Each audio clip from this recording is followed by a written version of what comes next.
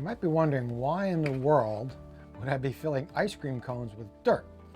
Well, if you're a gardener, you know that it's best to start your plants from seeds indoors while it's still cool weather, and then bring them inside on a nice sunny day, put them in a window. If it's warm enough outside, you can bring them outside, but then bring them in at night. And once the plants get established and you have warm weather that's not going to get too cool at night, you can plant them in your garden.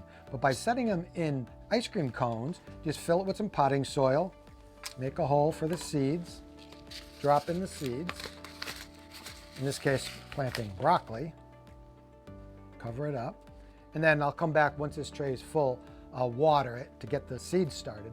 But once they're established and the weather's warm, you can take the cone and all and plant it right in your garden. What you end up with is a biodegradable seed starter. Simple Solutions is brought to you by Type Bond, the pro's advantage.